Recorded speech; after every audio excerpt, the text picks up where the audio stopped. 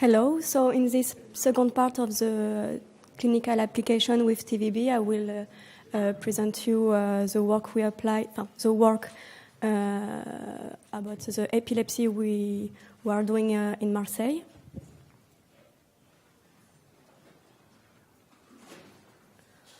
So I will start with some general slides.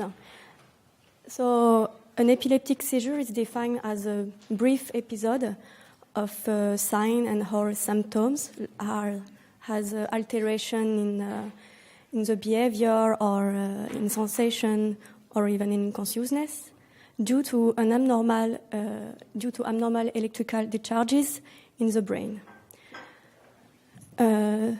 So these epileptic seizures have similar patterns, dynamics across brain regions, but also across spaces.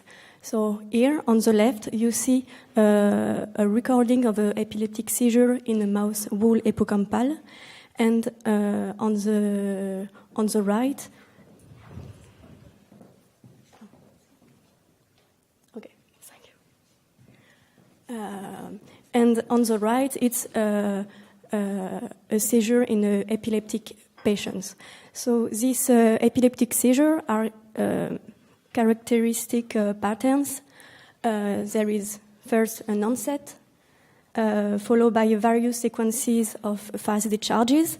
So you can see with the hashtag, the fast discharges, and here in the human, sequence of spike and wave events in the stars, and an offset.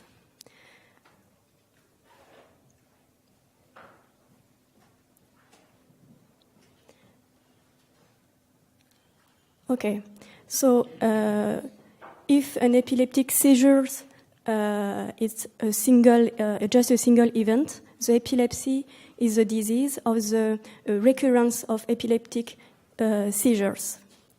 1% of the human population has the epilepsy. 1/3 of this 1% is pharmacologically resistant. So their only hope from relief is the surgery.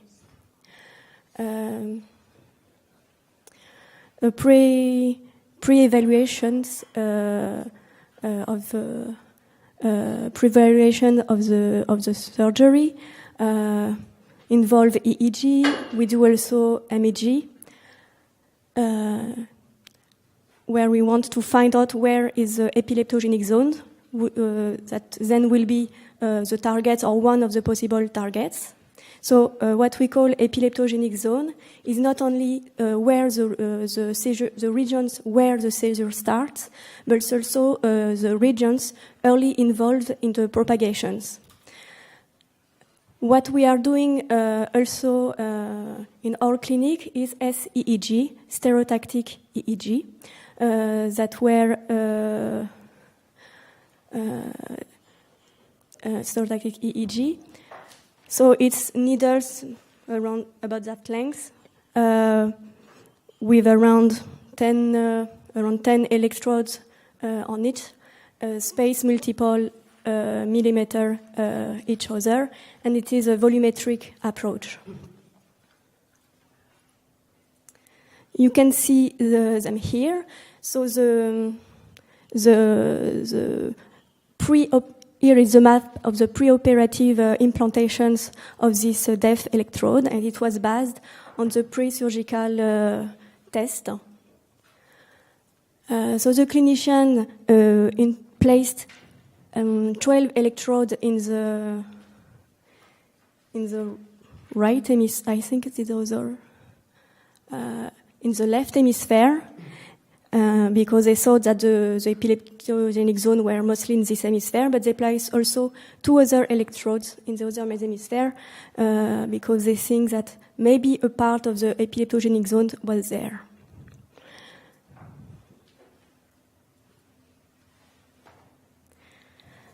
Technically, these electrodes are implanted for the patient are recorded for 2 weeks, and they are monitored 24 hours on 24. Now I will show you a short video of one of our patients. I don't know.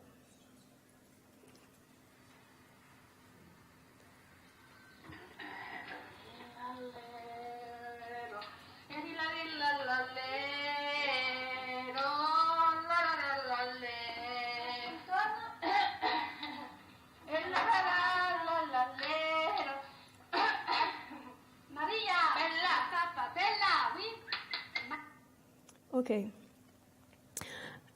So this is the SEG recording of this particular patients. So the seizures start here in the prefrontal cortex, electrode FP and FO. Then it propagates to the anterior cingulate cortex, electrode the dorsal and the ventral part, electrode CR and CC, but also the premotor cortex. So it's where she will start to causes, to touch her nose, cross the legs. And finally, the seizures propagate to the temporal pole.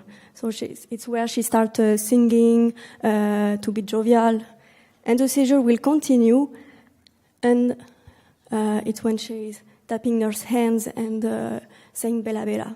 So I showed you this short video and this kind of recording to show you that an epileptic activity is not restrained to one local regions, but involve a widespread brain network.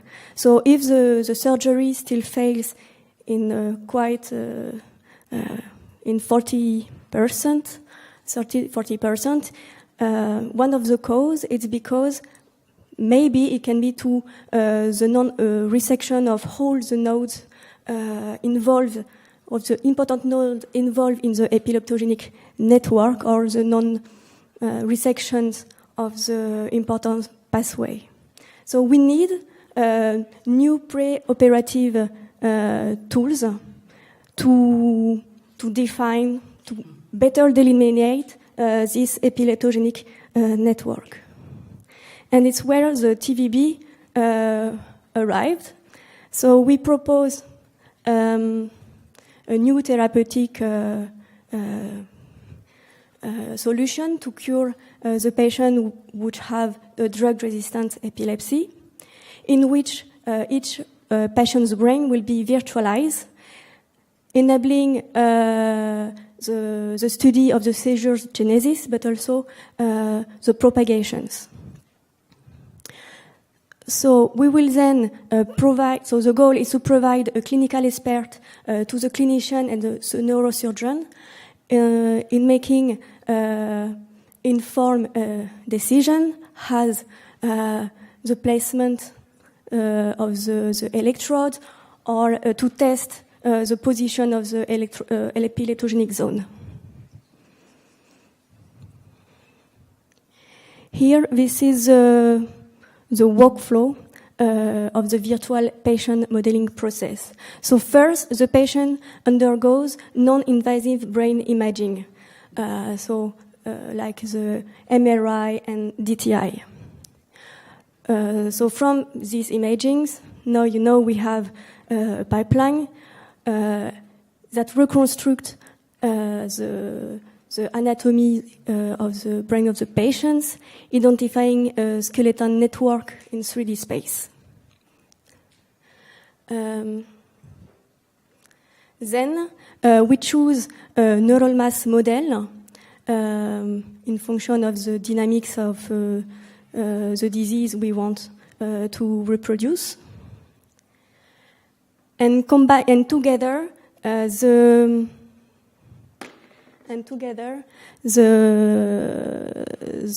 virtual brain avatar and the mathematical models allows to build a virtual patient's brain. We can add additional informations as a clinical hypothesis, for example, if a patient has a lesion in the brain, and refine the network pathology of the patients. After, we can from this information, continue to simulate the brain and do some data analysis, some data fitting, or parameter space explorations. And from this analysis, the neurosurgeon or clinician can have additional informations and make informed decisions.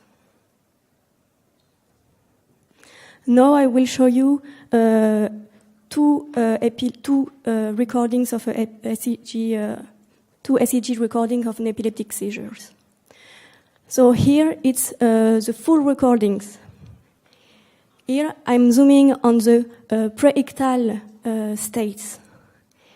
Here it is the ictal period. So the seizures start on the left top and propagates here. And here is the post-ictal period.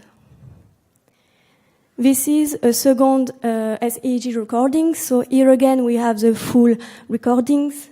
Here I'm zooming on the pre-ictal states, the ictal, and the post-ictal states. Now the question is, which one was from a real patient and which one was from a simulated patient?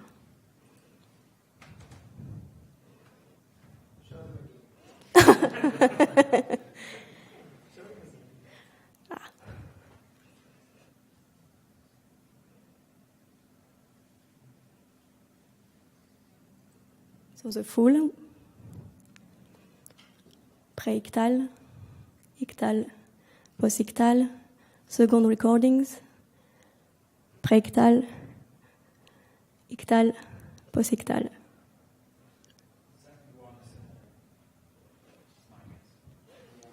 No.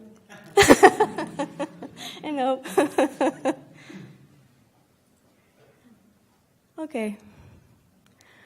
So you see that TVB can really reproduce similar recordings as the empirical one. So now we will build together virtual epileptic patient and goes step by step. So this study is based on a particular patient data set. So it's a female patient of 30 years old, and she has a bitemporal lobe epilepsy. These are the SEEG electrodes that were introduced in the patient's brain. So the clinician placed 8 electrodes in the left hemisphere, 6 and 2 vertical, and 2 on the right hemisphere. Here are the SEEG recordings.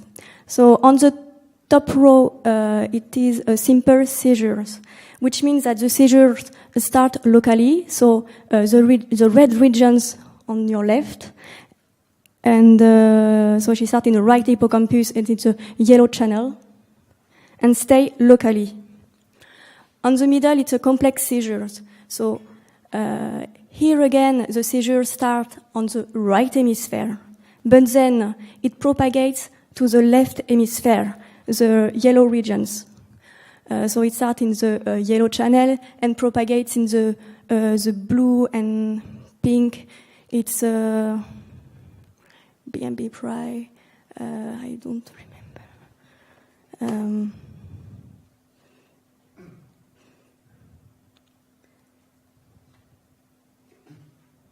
Yes, it was the left hippocampus. It propagates in the temporal pole and in the hypothalamic areas. So this is a propagation from one hemisphere to the other one, so it is a generalized epilepsy. So for the moment, the patient cannot access to the surgery because of this very widespread brain network, without any trouble after. And on the bottom, it is a stimulated seizures. So after stimulating the left hemisphere, so in the channel C prime, the red, the pink, the seizures propagate in the remaining regions, so not in the right hemisphere, but in the left, in the hypothalamic regions and temporal pole. So this, you already have seen this equation a lot of time, but just a little reminder of the general evolution equations of a brain network model. So here, this quantity is the neural mass model or mathematical model. You have the local dynamics of the nodes, so it does not undergo a delay. And here it's we need a coupling function need to be specified. And here you have the global dynamic. So you have so it's coming from the MRI scans of the patients, and here it undergoes a time delays. Okay. So the main ingredient to put in TVB first, it is a structural connectome. So you put in your connectivity, you reconstruct the geometry and the topography of the patients. So as you know, we developed a suite of pre-processing module for this kind of imaging data. So the pipelines of these two papers are very similar, but the one from Proix et al. Allows to do surface-based modeling. So this pipeline is available on the Git account of the virtual brain. And here is just a short overview of the workflow of the pipeline. So first, the input is a MRI scan of the patients. On the middle row, it's the main process of the pipeline and how they are related together. And the last row, it's the input data of TVB.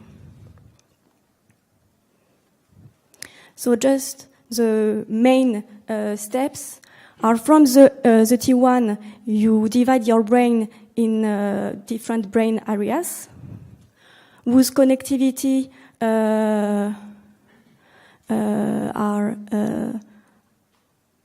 whose connectivity is coming from the tractography, and you get these two matrices.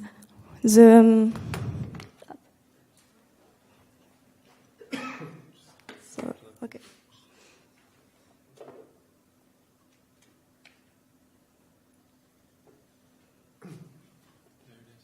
Okay.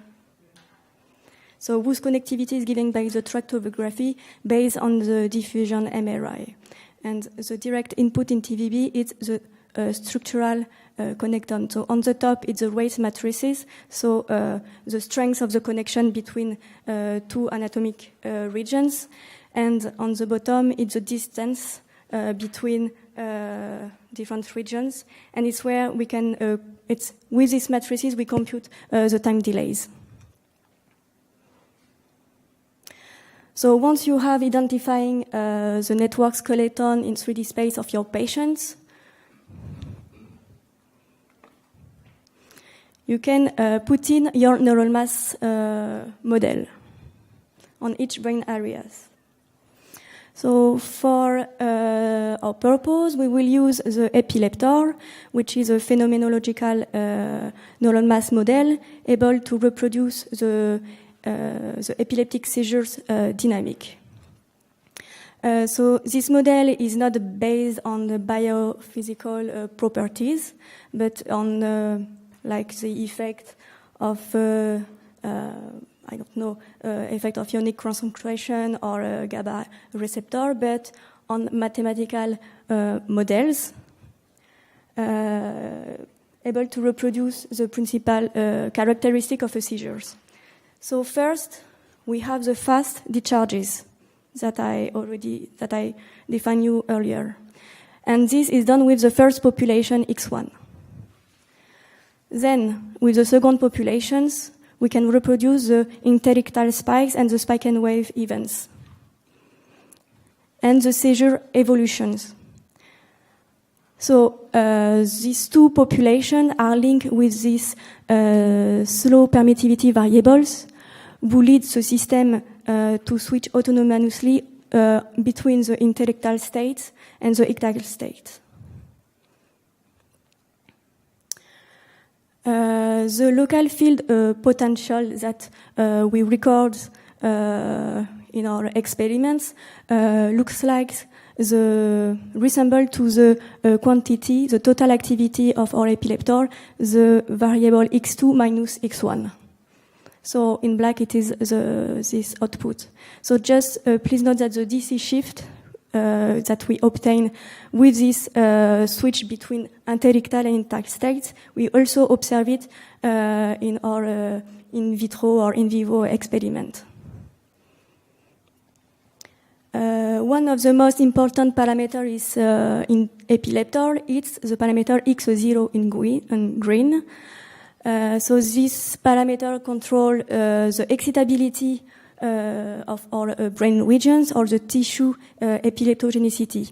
So when a node is isolated, so outside a network, and if its value is above a threshold, so on the red, the brain node or epileptor can trigger a seizure. So this node is, say, epileptogenic.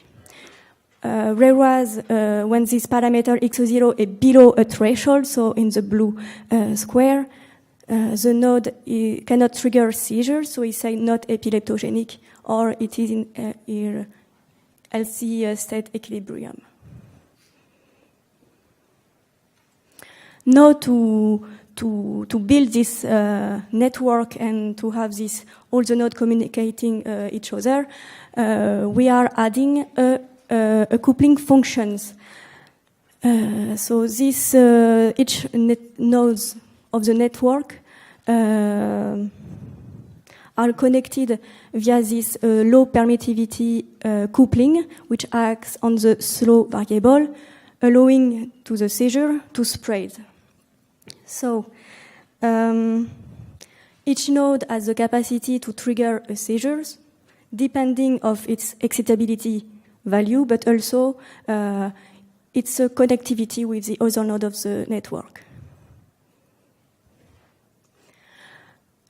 Now we can refine the network pathology of our patients by including some clinical hypotheses based on the pre-surgical evaluations.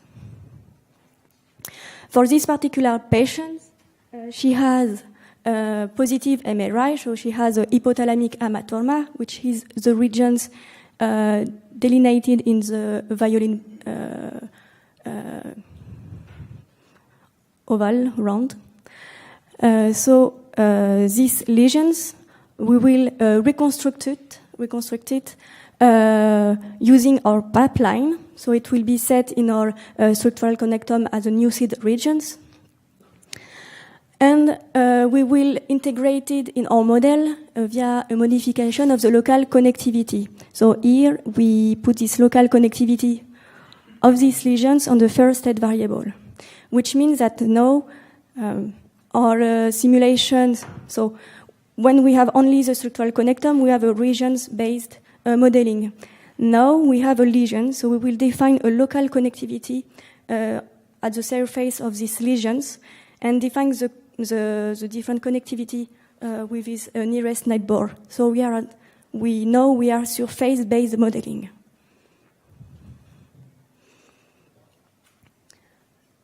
We can also add the hypothesis of the epileptogenic network. So for this patient, based on the clinical expertise, they set this epileptogenic network, epileptogenic zone, propagation zone, and the other regions. And these excitability parameters are set according to the region involved in the seizures, the length of the seizures, the delays between the delays of to recruit another regions, and also the frequency of the seizures.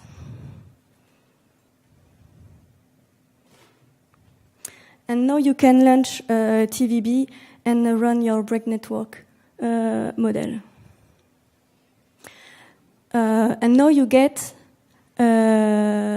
your time series out of your neural mass model. And the direct output of TVB is a neuronal activity. So depending of your model, it can be firing rate, synaptic activity, or local field potential. In our case, it's a local field potential.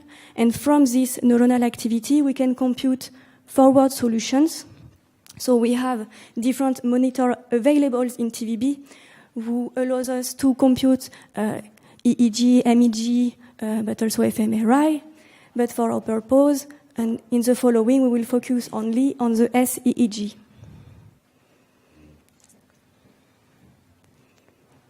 I will just skip this slide. And then you can start comparing your simulated data with empirical one. So what we can do is to systematically scan and vary other parameters that we thought are relevant for our case. It's what we call the parameter space exploration. So we change the parameter value within a range of value, and we can do it in TVB.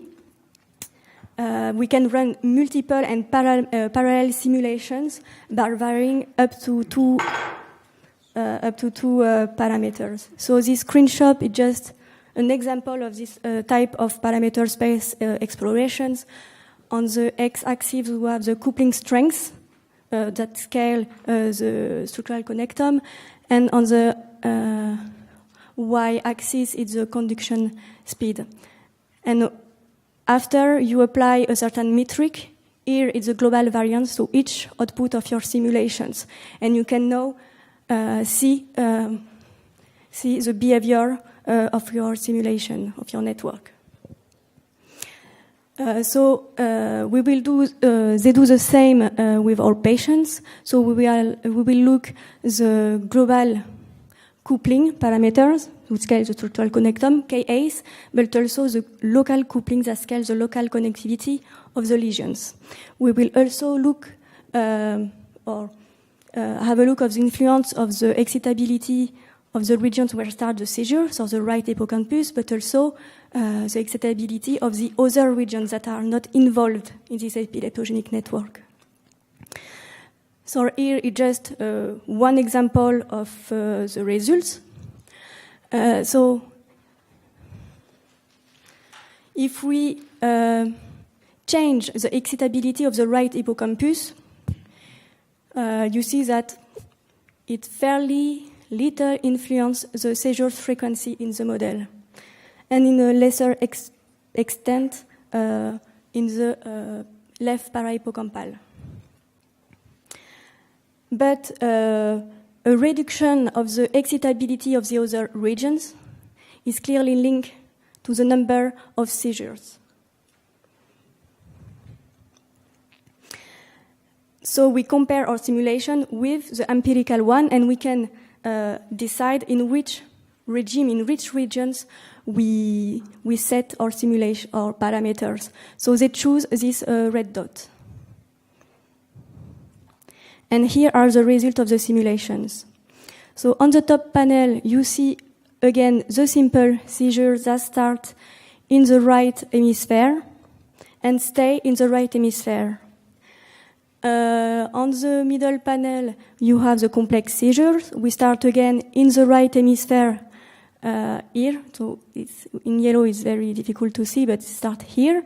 And then propagates to the left hemisphere in the same regions. And here it's the stimulated seizures.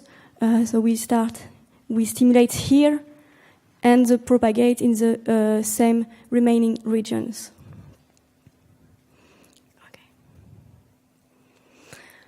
So on the left, it's the clinical prediction. based on their expertise. And here it's our simulation. So the color code is the excitability of the nodes. And we see that the spatial organization of this epileptogenic network matches the empirical data. Another and complementary analysis is to fit the data. To fit the data, it's the inverse problem. For the moment, no tools are provided to perform this type of fitting in TVB, but it is the next goal, and this tool will be available by the end of the year. So, one such tool to do the inverse problem, it's a Bayesian inference. So I will not go into detail because it's very mathematical and because I'm very late. But the Bayesian inference allows us to obtain some insight about the uncertainty of our fitting. So instead to fit and get just one value, we will get a distribution of probability. And also, this method deals with the noise in the system. So the estimation of these distributions is done using the Bayes rules, which is simply the conditional probability formula. So first, we propose a distribution of x0 according to our knowledge or experience, but at the beginning, if we don't know, we just propose uniform distributions. But with our experience, after a certain time, for example, with the case of the visual epileptic patient, we are able to give a Gaussian distribution with a certain mean. Then we take this distribution of x0, we put in our model, we compute the forward solutions, and we compute what we call the likelihood, so the probability to observe the SAG data knowing the x0. And Py, so it's a distribution of the SCG. What we want is the posterior distribution, so the conditional probability distribution to observe, to get this x0 knowing this variable, knowing the SEG data. So we can compute this posterior or approximate it with the Monte Carlo algorithm.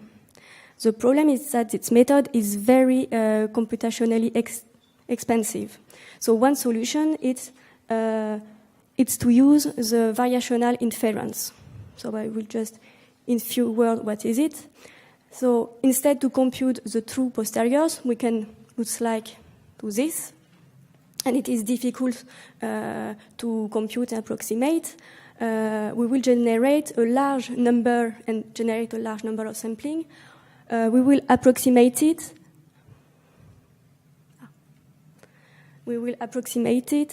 By proposing a large family of Gaussian distributions. So here we propose, for example, x0 is like this, or like this, and like this. So this is, we have some, there is algorithm who propose it.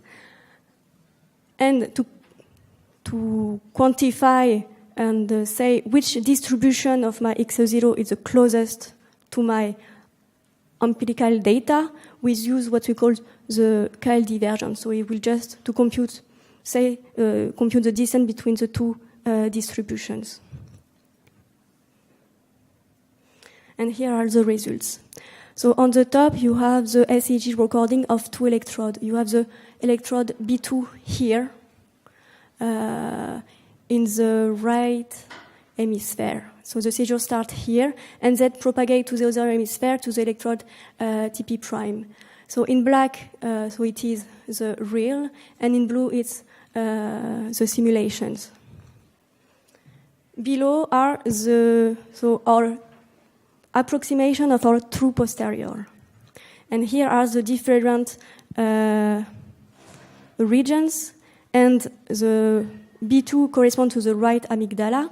where the seizure starts, and we see that its value is above the threshold. So if you remember when I defined the epileptor, when the XO0 is above a certain threshold, it can trigger the seizure autonomously. So it corresponds to this case. Concerning the propagation, it's around the threshold. And here you have the different distribution for all the other regions. And here you have the distribution of the excitability parameters here of all data fitting. And we identify also a bilateral temporal lobe epilepsy. And just to finish, there is another way to find, we can also perform a stability analyzing using the structural connectome of the patients.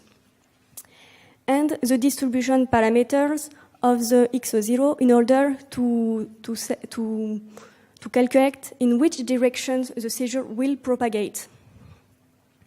And this gives us a setting of epileptogenesis parameters. So in this study, they reconstruct 15 virtual epileptic patients. And these patients have different epilepsy, accounting for different epileptogenic network. So here, for example, it's in the occipital. We have other patients.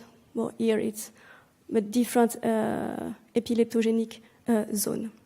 So based on the clinician expertise, we fix in yellow the epileptogenic zone.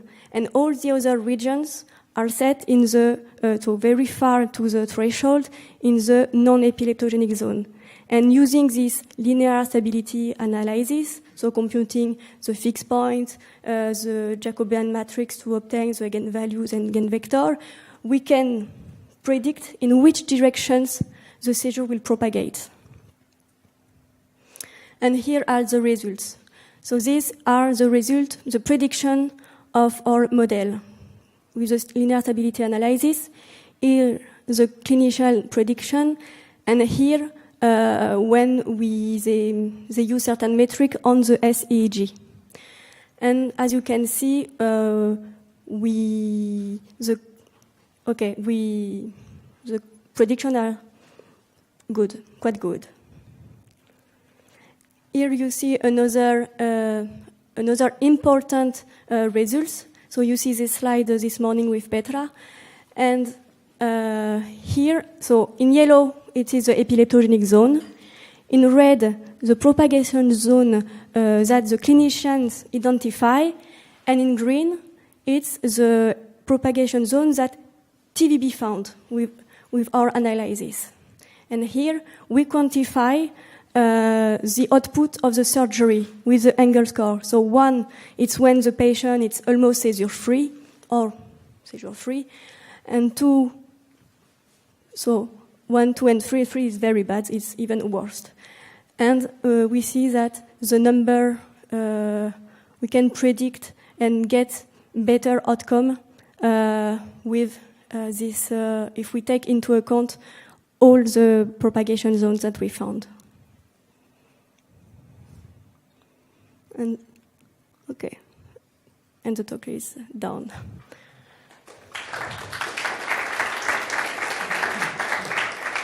I will take the last 5 minutes to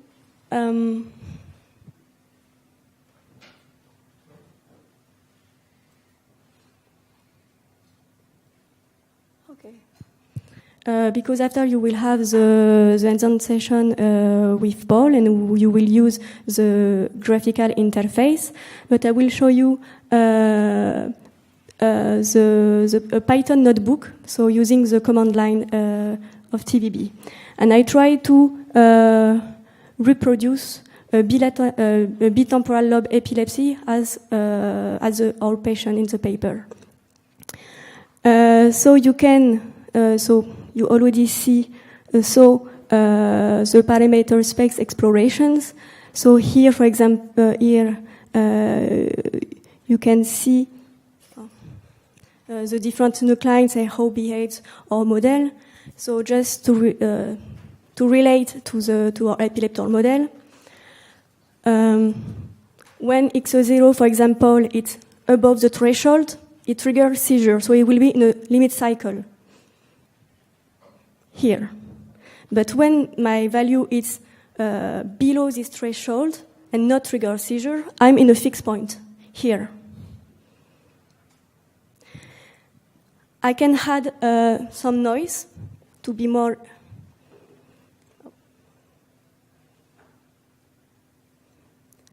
And I had some noise, and with the noise enables the system to explore all the repertoire of the systems.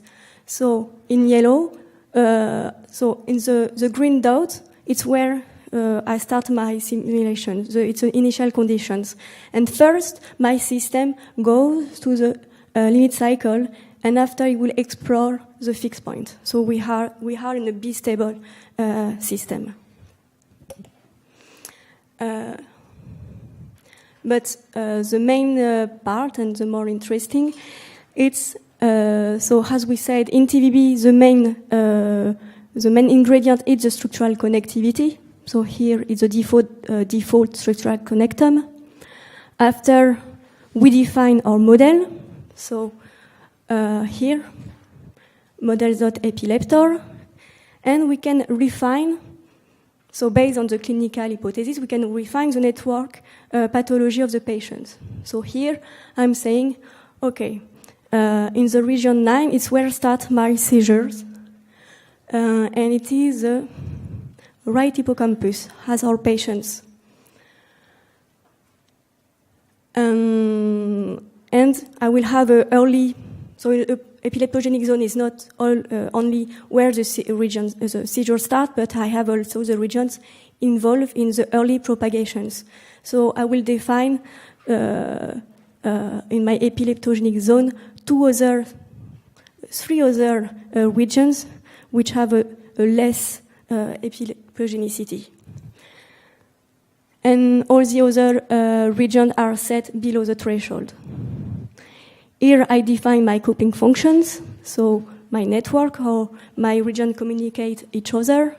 I have my integrator, my monitor, so I put a data reduction, simple monitor the temporal average, so it's a data reduction of the raw output. And I have the SEG monitor. So first, to the SEG, I need to define a region mapping. So we have the output of epileptor or TVB is the neural activity. So I will have the node activity. So for example, for the default dataset, it's 76 regions. With our pipeline, you reconstruct, you have the boundaries of the regions on the surface. So you will project the activity of these single nodes on the surface. And so all the vertices in these regions will have the same neural activity. And after, from this surface, you will project on the contact electrode. So first you project neural activity on the surface with the region mapping, and from the surface to the sensor, you have these matrices and the locations of the sensor. And now we put all these components in the simulator and we launch our simulations. Okay. So in red, it's our epileptogenic zone, and in blue, it's the propagation zone. So the seizure starts in the right hippocampus and propagates here in the other regions, the right amygdala, the left, and the left hippocampus. And with a certain delays, it propagates to the temporal pole and the parahippocampal. Here it just a zoom on the of the seizures and the different propagation and delays. And here it's our SEG output. So depending on the location of the electrode, the electrode will record or receive more or less information. So, for example, this electrode is very close of one of the regions epileptogenic, so it receives a lot of information. But when my contact is very far, I will receive less information, and this one is outside the epileptogenic zone. You can also, I will not go in detail for the following, but you can perform surgical resection. So we cut the connection between certain nodes, and to say, okay, it's like I remove the nodes, I will put its activity below the threshold. So it's not epileptogenic anymore. I learned the simulations, and now I have no propagation anymore. And you can also perform stimulations. So from this lesion connectome, I will stimulate a particular regions of the propagations. So here we set the stimulus. We relaunch our simulations, and we see that we have this propagation zone. So with the lesion connectome, I have no propagation anymore, but now when I stimulate these particular regions that still have a high excitability, I can trigger some seizures. So it's just an example of to reproduce some results of a paper, and it's done.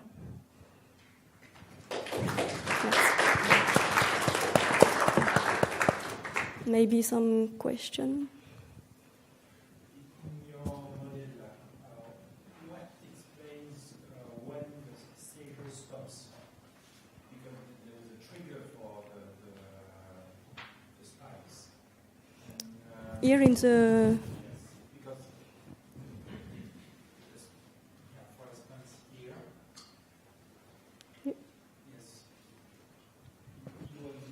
Yes. Seizure and... Okay, so in the model, so we have the two populations, if you remember, and we have this third variable. I can just...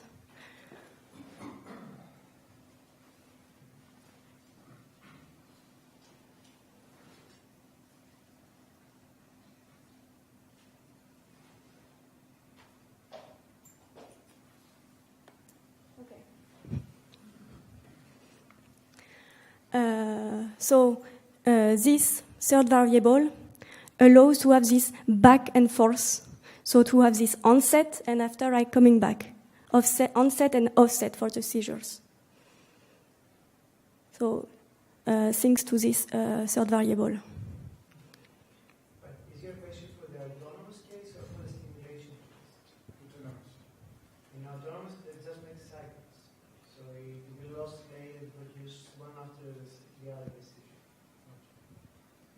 In the case of stimulation, we do one of it because it's not it's in a resting state. I think that was misunderstanding.